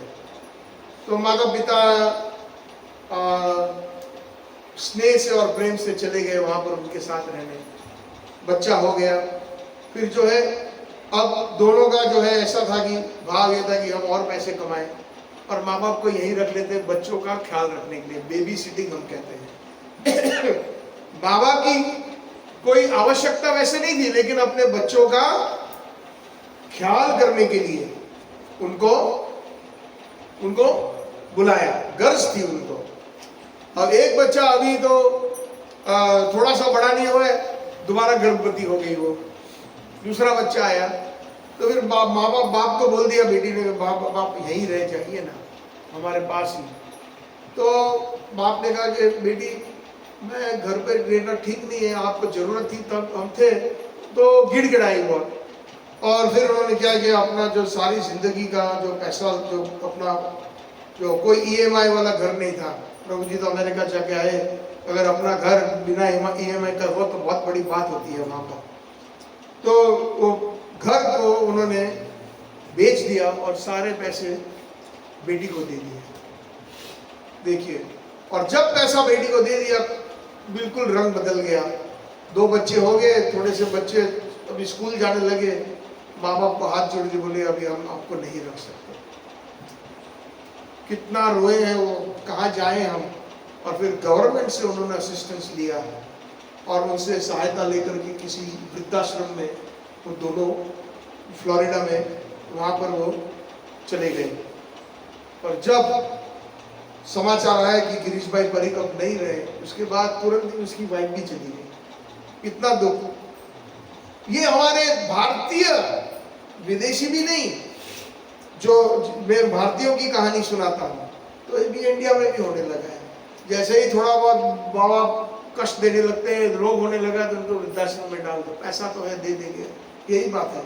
मैंने कल भी कहा था, आज क्रिसमस है वहाँ पर, तो एक ही दिन है साल में या 2 दिन ज़्यादा से ज़्यादा अपने माँ बाप को मिलने जाते हैं वो लोग। बाकी उनके पास इतना पैसा है, कई लोगों के पास इतना ढेर सारा पैसा है, लेकिन एक कमरा, इतना बड़ा घर है, 10 बेडरूम का घर है, लेकिन एक कमरा माँ बाप के लिए नहीं रख सकते। तो ये हमारी अपनी कहानी। अगर हम भक्ति नहीं करेंगे तो किसी दिन कोने में बैठ करके एक कमरे में रोना पड़ेगा। अगर हमारे बच्चों के घर में भी हम रहेंगे तो बैठ करके रोना करना। जब बात देख के कौन भक्ति विनोद कांदिया खाता रहती ना भजिया तो रे दिन वृथा गया। और जिसने भगवान का भजन किया तो उसको तो कोई चिंता ही नहीं, जहाँ पर भी रहे।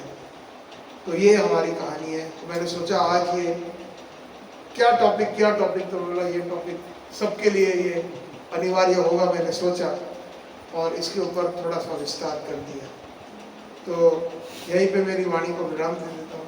यद्यपि अगर किसी का प्रश्न है तो 2-5 मिनट ले सकते हैं, क्योंकि कल भी बहुत देर हो गई थी, आज भी देर हो गई क्योंकि शुरू ही लेट किया, लेकिन कोई बात नहीं। किसी का कोई प्रश्न है या कोई समाधान करता है, अगर मेरी कोई गलती हुई, त्रुटि हुई, आप शायद ट्रांसलेशन पढ़ रहे थे कोई लोग, तो कहीं भी अगर गलती हो तो बता देना, क्योंकि मैं तो सीधे बंगाली से सीधा ट्रांसलेट किया था मैंने। तो है कोई प्रश्न किसी का, माताओं का यहाँ पर कोई लोग प्रश्न? गुजराती कितने लोग यहाँ पर? तब गुजराती कोई ना प्रश्न है? ये भी गुजराती तो हमारे कृष्ण भी गुजराती है। मैं तो हर बार कहता हूँ राधा गोविंद महाराज जी की बात याद आती है। 100 साल गुजराती रहे 125 साल की लीला में। 30 વર્ષ થઈ ગયા ગુજરાતી થઈ ગયા બધા ગુજરાતી જ છે। हरे कृष्णा महामंत्र चाहे रशियन में बोलो, गुजराती में बोलो, इंग्लिश में। रशियंस कैसे बोलते हैं? हरे कृष्णा कृष्ण कृष्ण हरे हरे, है ना, ऐसे बोलते हैं, है। और पंजाबी कैसे बोलते हैं? हरे कृष्ण कहने का मतलब है महामंत्र कोई भी भाषा में बोल दो। और ये अंग्रेज हमारे जो है वहां में हरे कृष्णा कृष्णा कृष्णा हरे हरे, हरे राम राम राम हरे हरे कृष्णा कृष्णा कृष्णा। द्रौपदी जी को बुला रहे, लेकिन कोई बात नहीं, कृष्ण जो है भावग्राही जनार्दन है, वो स्वीकार कर लेते हैं। तो ये हमारा इंटरनेशनल महामंत्र है। किसी भी भाषा में किसी भी उच्चारण करके लेकिन करो। जिस देश में जिस वेश में जैसे भी रहो, राधा रमण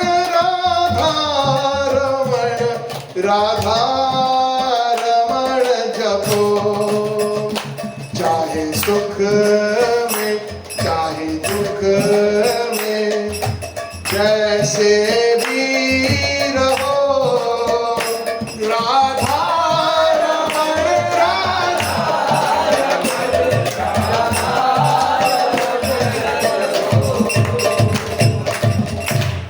हरे कृष्णा। तो किसी का कोई प्रश्न? कि फिर महाप्रसाद गोविंद बोल रहे सबको भूल लगी है। समझ गया है कोई प्रश्न बना? बिल्कुल निसंकोच होकर बताओ, पूछो भैया। कवि जी, हम लोग जब कंपनी में जॉब करते हैं तो बहुत सारे जो कंपनी के जो ये रहते हैं एम्प्लॉयज, पीछे बहुत सारे जो एम्प्लॉयज रहते हैं, तो हम लोग को देखते हैं तो कभी कभी ऐसा क्वेश्चन किए हैं, लेकिन उसका सटीक आंसर जो है वो हम लोग शायद नहीं दे पा रहे हैं। हाँ, क्या क्वेश्चन किए थे? कि तुम्हारा कृष्ण कौन है, उसके बारे में बताओ। तो मैंने अच्छा तो आप क्या बताते हो? क्या बताते हो बताइए ना, उसमें क्या है? कोई परीक्षा नहीं है।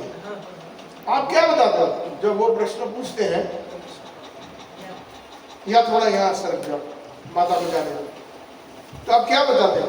कुछ तो बताते होंगे ना, तो क्या बताते हैं आप? कृष्ण परम भगवान है, वो सबके नियंता है, सब भगवान के वो अधिष्ठता है, वही उसको बताते हैं। तो उसका हमको अपने आप में भी लगता है कि उसको वो मेरे क्वेश्चन से संतुष्ट नहीं हो पाते हैं। तो कुछ ऐसा बताइए कि उसको मैं आप इतने ईमानदारी से बता रहे हो तो बहुत अच्छी बात है।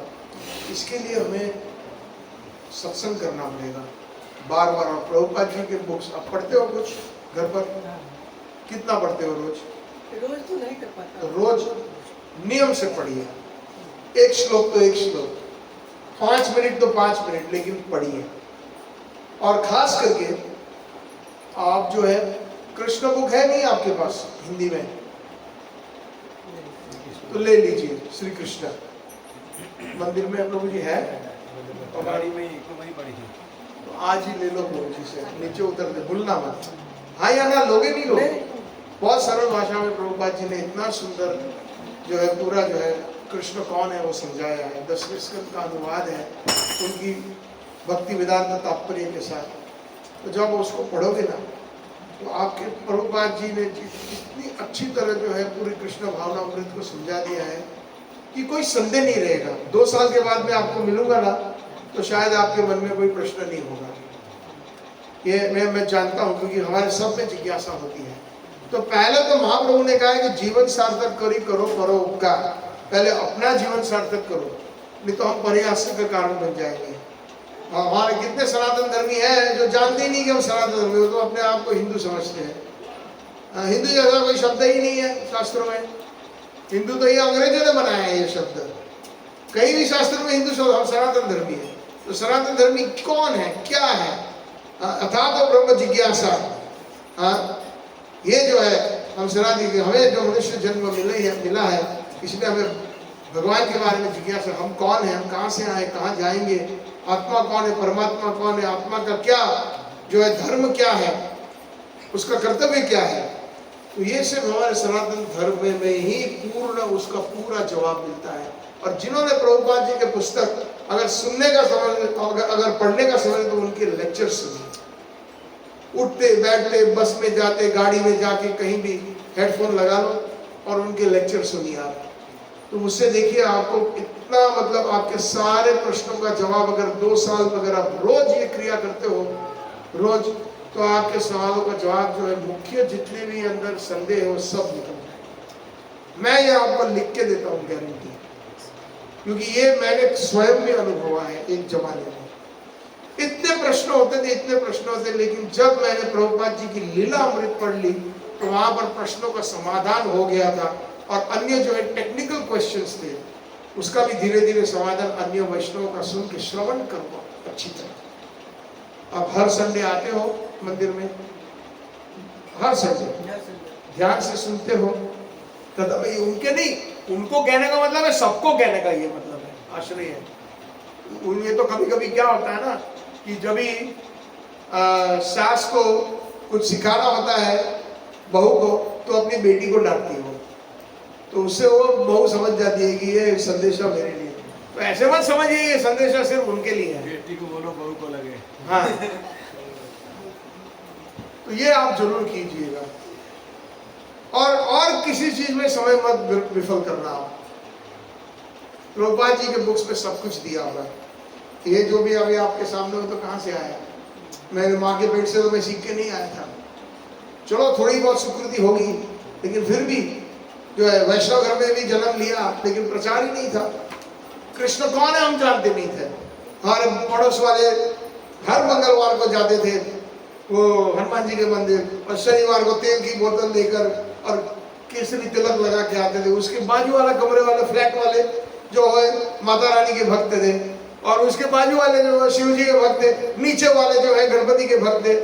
तो ये तो मतलब मैंने बोला भगवान है कौन? सब लोग यही बात कहते हैं कि सब भगवान एक है। ऐसा ही सिखाया जाता है हमें। लेकिन गुरु शास्त्र और शास्त्र क्या कहते हैं?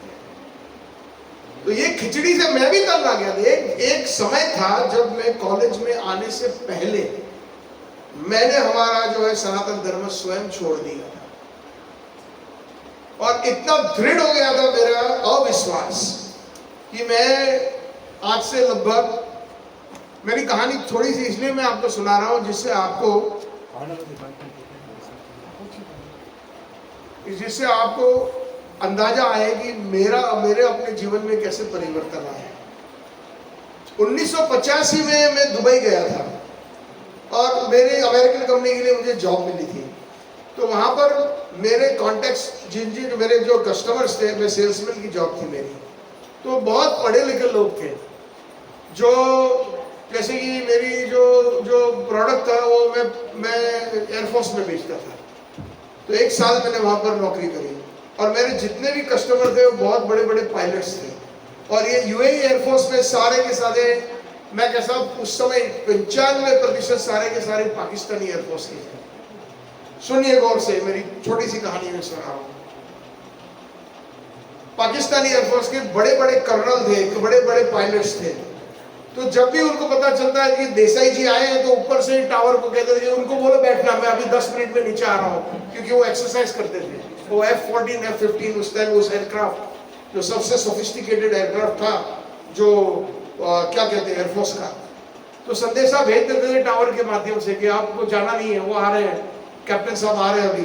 तो ऐसे करके सब लोग जो है एक के बाद, और मैं सबके बीच में उनके साथ, तो इतनी अच्छी दोस्ती हो गई थी उनके साथ। वो अपने घर पे भी बुलाने लगे मुझे। शायद मेरा नेचर फ्रेंडली था, और यहां तक कि मेरे मन में कभी भी भेदभाव नहीं हुआ, क्योंकि मैं सारे धर्मों का अध्ययन करता था उस समय बचपन से ही। तो उन्होंने फिर मुझे अपने जो खाली दिन था, जैसे हमारा संडे होता है तो उनका फ्राइडे होता है, तो उन्होंने मुझे, वो लोग क्रिकेट खेलते थे और बहुत अच्छा खेलते थे, तो उनके साथ में क्रिकेट भी खेलने लगा। और घर पे फिर बोले कि चलो आ जाओ। तो खास करके उनको पता था कि मैं शुद्ध शाकाहारी हूँ, तो मेरे लिए फ्रूट वगैरह काट के रखते थे। पहले से हम शुद्ध, ये 4 महीनों का पहले तो हमारे घर में पहले से होता था। ऐसा नहीं कि इसको ये कृपा रही है, मैं ये कह सकता हूँ। तो फिर वो लोग सब लोग बुला लेते थे अपने आप, और मैं इतना मतलब छोटा था एक सेल्समैन, लेकिन फिर भी उनको एक पता नहीं क्यों आकर्षित हुए मुझसे। तो एक दूसरे को बड़े बड़े बंगले में एक ही जो कंपाउंड में रहते थे, जो डिफेंस कॉलोनी में, तो बुला लेते थे कि देसाई जी आए, चलिए चलिए। तो आज काम की कोई बात नहीं होगी तो कुछ कुछ प्रश्न पूछते थे। तो उन्होंने ये प्रश्न पूछा मुझे, जो उनके जो सबसे वरिष्ठ कर्नल थे एयरफोर्स में, कि देसाई जी आप एक बात में बुरा ना मानिएगा। बोला हाँ जी बोलिए। कि आप हम लोग तो सारे आपके हिंदी पिक्चर देखते हैं, और हिंदी पिक्चर तो बहुत प्रसिद्ध है, कहीं भी चले जाओ आप, अमेरिका में, लंदन में, यूके में, खास करके गल्फ में तो बहुत ही, उस टाइम ऑयल मंसूर करके बहुत बड़ी कंपनी थी। ये पिक्चर आज रिलीज नहीं हुई, और आज हुई और 2 घंटे में उनके पास कॉपी आ जाती थी। तो हम देखते हैं पिक्चरों में आपके बहुत सारे भगवान हैं, तो आप कुछ बताएंगे भगवान के बारे में। और याद रहे कि उस समय मैं कोई मतलब मुझे कोई आइडिया नहीं था, मैं एक साधारण सनातन धर्मी, आप चाहो तो हिंदू कह सकते हो समझने के लिए, वैसे मैं हिंदू शब्द प्रयोग नहीं करना चाहता हूँ। तो मेरे मन में ये बात आई कि हाँ सब वो, और उन्होंने ये कहा कि हमारे अल्लाह एक ही है, हमारे अल्लाह एक ही है। तो मैंने कहा कि ऐसा है कि भाई सब भगवान हमारे लिए तो एक ही है। मैंने उस टाइम कुछ जवाब दिया था उनको, अभी भी मुझे बहुत क्लियरली याद है जो मेरा और उनका जो वार्तालाप हुआ था। और जैसे कोई घर में, और मेरी बुद्धि के हिसाब से मैंने बोला कोई घर में वरिष्ठ कोई बड़ा हो, जैसे दादा हो, दादी हो, पिता हो, तो अगर आप कोई गलत काम करो, जैसे किसी को तंबाकू खाने की आदत है या सिगरेट पीने की आदत है, तो आप उनके सामने नहीं करोगे। जो भी थोड़ी बहुत गंदी आदत है आप बाहर जाकर करोगे, घर में नहीं करोगे। तो मंदिर में ऐसे ही हम भगवान की अलग अलग मूर्तियां रखते हैं, तो जिससे हमें एक रिस्पेक्ट हो धर्म के बारे में। ऐसे करके मैंने जवाब दिया था, लेकिन उनकी आंखों में मैंने देखा उनको रिस्पेक्ट नहीं आया। तो उन्होंने बोला कि मेरे जवाब का उनको जो है समाधान नहीं हुआ। जैसे आप कह रहे हैं ना कि समाधान नहीं हुआ, आपको पता चल जाता है सामने वाला। तो उन्होंने ये कहा कि देखिए चलो ठीक है, आपने जो कहा उसको मान लिया। तो उन्होंने ये कहा मुझे कि आप लोग के भगवान के आकार क्यों है, हमारे में तो कोई आकार ही नहीं होता है मस्जिद बुल का। तो हम बिल्कुल, और अल्लाह को ना किसी ने देखा है ना किसी ने सुना है, कि ऐसे करके उन्होंने ये बात रखी। और उन्होंने मुझे क्या उदाहरण दिया है जिससे मेरा जीवन परिवर्तित हो गया उनके फेवर में। ये मेरी अपनी कहानी सुना रहा हूं। तो उन्होंने ये कहा कि देखिए एक कोई बहुत अच्छा शिल्प कला करने वाला या पेंटर है, आर्टिस्ट है, तो अगर मान लीजिए आपके शिव जी पकड़ लिए जो आप उनको भगवान मानते हो, बोला ठीक है, तो शिव जी की कोई पेंटिंग करता है या उसका शिल्प कला करता है, तो आप ये मानते हो कि वो शिल्प कलाकार या जो आर्टिस्ट है उससे भी बेहतर कोई आर्टिस्ट हो सकता है? बोला हो सकता है, क्यों नहीं। तो जो पहले वाला आर्टिस्ट ने जो शिव जी की पेंटिंग बनाई या जो शिल्प कला जो मूर्ति बनाई, तो दूसरा जो है उससे अच्छी बना सकता है। बोला ठीक है, उससे भी कोई और अच्छी बना सकती, क्योंकि कला में जो बहुत ही जो निपुण होता है। तो हमारे में तो ऐसा है कि अल्लाह परफेक्ट है, जो हमारे जो भगवान है, जो अल्लाह है वो परफेक्ट है। और जो परफेक्ट है और हम लोग में इतनी त्रुटियां हैं मनुष्य होकर के, तो हमारे में इतनी त्रुटि है, तो हम जो परफेक्ट है उसका परफेक्ट पिक्चर या उसकी मूर्ति कैसे बना सकते हैं? प्रश्न समझ में आया सबको? हम कैसे? तो जो पहले वाला ने जो बनाया शिव जी की मूर्ति या उनका फोटो या जो भी बनाया है वो इम्परफेक्ट है, और अगले वाले ने उससे और भी अच्छा बनाया, और अगले वाले ने और भी अच्छा बनाया, और अगले। तो कहने का मतलब है यहाँ की उनकी फोटो में सारे के सारे में त्रुटि है, क्योंकि कोई ना कोई तो है जो मतलब शिल्प कला में या जो पेंटर है वो सबसे श्रेष्ठ बनाता है। तो तब से जब मैं मंदिर जाता था मुझे, और उन्होंने ये भी कहा कि आपकी जो मूर्तियां हैं वो तो मार्बल की बनी हुई है या पत्थर की बनी हुई है या लकड़े की बनी हुई है। तो ये मेरे मन में इतना अंकित हो गया। और मान लीजिए मैं अच्छे घर से, जब मेरी नानी सबसे महान भगवती मैं कह सकता हूँ, महाभगवती, जिनका कृष्ण से 9 घंटे रोज सेवा करती, 8 से 9, और वो भी ब्रज भाव में, ब्रज भाव में उनकी सेवा थी। तो इनके एक वाक्य से मेरा जीवन में ऐसा परिवर्तन आया कि जब भी मैं मंदिर जाता था तो पहले तो प्रणाम करता था, लेकिन प्रणाम करना भी छोड़ दिया था, और मंदिर की मूर्ति में लकड़ा या मार्बल या में लोहा या पीतल वही मुझे नजर आता था, और उनकी बातें अंदर घूम रही थी। ये हाल हो गया था मेरा। लेकिन जब से प्रभुपाद जी के बुक्स आए, तब ऐसा अभी शायद ऐसा कोई प्रश्न न होगा जो गुरु गौरांग की कृपा से उसका हम जवाब नहीं दे पाए। तो अध्ययन अभ्यास है ना कौनते, हमें अभ्यास करना पड़ता है।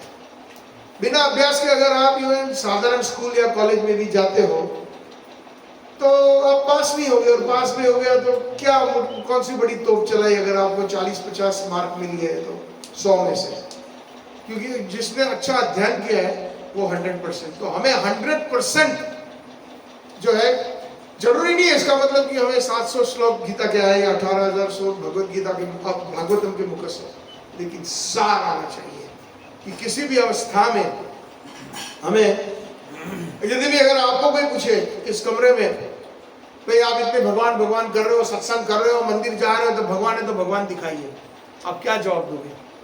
सनातन धर्मी होकर के कोई अगर आपको ये पूछता है, क्या जवाब देंगे प्रभु जी आप? भगवान है तो भगवान दिखाइए। आप इतना भगवान झोली लेके घूम रहे हो, माला है आपको, देखता हूं रोज आप माला कर रहे हो, कोई पड़ोस में या कोई भी आपको देखे, तो भगवान है तो भगवान दिखाइए ना। अक्सर सब चुप हो जाते हैं। प्रभुपाद जी ने क्या जवाब दिया? ये किसी ने पूछा था प्रभुपाद जी को मुंबई में क्रॉस मैदान में, 10,000 से ज्यादा लोगों की संख्या थी, और एक 1.5 शाला खड़ा हुआ, स्वामी जी, और अभी हमारा मुंबई का ही कोई भारतीय ही था, भगवान है तो भगवान दिखाइए। तो स्वामी प्रभुपाद जी कहा, भगवान तुम्हारे बाप का नौकर नहीं है जो बंसी बजाते बजाते तुम्हारे सामने खड़ा होगा, पहले योग्यता पाइए, फिर आपको भगवान नजर आएंगे। फिर आपको हर जगह इतो नरसिंहो परतो नरसिंहो यतो यतयामि ततो नरसिंहो बाहे नरसिंहो हृदये नरसिंहो नरसिंहमादिम शरणम प्रपद्ये। तो जो दृष्टि प्रहलाद जी की थी वो हमारे में है, जो दृष्टि प्रभुपाद जी में है वो हमारे में है नहीं। हम कच्चे हैं, तो हमें पक्के बनना है। और बाकी जो अन्य लोग हैं उनको तो कुछ भी नहीं पता है, कुछ नहीं मालूम है। कभी कभी तो ऐसे ही हमें प्रयास के लिए पूछ लेते हैं, क्योंकि उनको अपने धर्म के बारे में ज्यादा मालूम है, तो कभी कभी वो हमारी परीक्षा करते हैं कि इसको कितना मालूम है। इसीलिए मैं कल भी बोला था, और हर प्रवचन में मैं 5-1 मिनट तो यही, प्रभुपाद जी ने हमें इतनी सुंदर, इतनी वरिष्ठ कॉलेज, जो धर्म की कॉलेज है, जो खोल के दी है, लेकिन हम एक कांच के टुकड़े के समान, कुछ लोग उसकी कोई वैल्यू नहीं करते हैं। प्रभुपाद जी ने ये संस्था बनाई किस लिए? To systematically propagate Krishna consciousness to the general public at large. जो 7 इस्कॉन के पर्पसेस है, तो सिस्टमैटिकली उसको प्रचार करना और भगवत भक्ति देना। तो क्यों हम ना सब लोग निमित्त बने, अपना जीवन सार्थक करके प्रभुपाद जी की सहायता करें। जब नरसिंहदेव भगवान प्रकट हुए तो उन्होंने वरदान बोले कि वरदान क्या दूं मैं तुम्हें? तो कुछ नहीं चाहिए, अरे मांगो मेरे से। तो उन्होंने कहा कि मेरे पिताजी का उद्धार करता हो, तो हो गया। 21 पीढ़ी आने वाली और 21 पीढ़ी पीछे की हो गया है, मांगो मुझसे कुछ। तो उन्होंने कहा कि ठीक है, अगर आप ही कह ही रहे हो तो मेरी एक विनती है कि मेरे गुरु महाराज जो नारद जी है, वो इतना प्रचार करते हैं, और इस जड़ जगत में इतने लोग हैं जो कृष्ण परायण नहीं है, कृष्ण कॉन्शियस नहीं है, तो मैं मेरे गुरु जी की सहायता करना चाहता हूँ। मुझे वैकुंठ नहीं चाहिए, कुछ नहीं चाहिए, सिर्फ मुझे सहायता। यही हमारा ध्येय होना चाहिए हर एक का, कि मुझे प्रभुपाद जी की सहायता करनी है। या जो कोई भी प्रभुपाद जी का सिंसियर डिवोटी हो, जो बिल्कुल जो अनन्य भक्त है, जैसे आपके धर्म युधिष्ठिर प्रभु जी है, उनकी सहायता कीजिए। जैसे भी हो सहायता कीजिए। जैसे भी आप जैसे परिपक्व हो जाए, वही लीडर बोले कि आप जाइए, अभी आप एक अपना अपना संघ खोलिए, जाइए बुक डिस्ट्रीब्यूशन कीजिए, प्रभुपाद जी के बुक्स दीजिए। प्रॉब्लम ये है कि हमारे बुक डिस्ट्रीब्यूटर स्वयं प्रभुपाद जी के बुक्स नहीं पढ़ते। एक कॉर्पोरेट एनवायरनमेंट खड़ा हो गया कि हमें सेल्समैन को दे दिया, भाई आपको इतने पीस बेचना है या वितरण करना है, कर लो। तो बड़े खुश होकर के हम आ जाते हैं, हमने आज 100 किए, 200 किए, लेकिन अंदर भगवत गीता का सार क्या है? प्रभुपाद जी ने कई बार अपने भावार्थों में लिखा है कि you have to know before you distribute the essence of my books. मेरे मेरे जो बुक्स है उसका सार जानना चाहिए। यहीं पे मेरी वाणी को विराम देता हूँ। शायद आपके प्रश्नों का उत्तर मिलेगा, लेकिन आपको धैर्य से पढ़ना पड़ेगा, सुनना पड़ेगा। और अच्छी माला है, कम से कम 16। कितनी माला करते हैं आप? 10। अच्छा है, बहुत अच्छा। करते रहो और अच्छी करना। 8 करो लेकिन अच्छी करो, और धीरे धीरे बढ़ाना। क्वालिटी, क्वांटिटी नहीं, क्वालिटी होनी चाहिए। ठीक है। हरे कृष्णा। कृष्ण प्रभुपाद की जय, सिलवास भक्त वृंद की जय, गौर प्रेमानंदे। हरे कृष्णा। हरे कृष्णा कृष्णा कृष्णा हरे हरे, हरे राम राम राम हरे हरे। बहुत बहुत धन्यवाद यजग्रीश सच्चिदानंद प्रभु जी का। उनके श्रीमुख से बहुत सुंदर एक वैष्णव भजन की व्याख्या सुनने को आज प्राप्त हुई सबको। बहुत बहुत धन्यवाद प्रभु जी का। और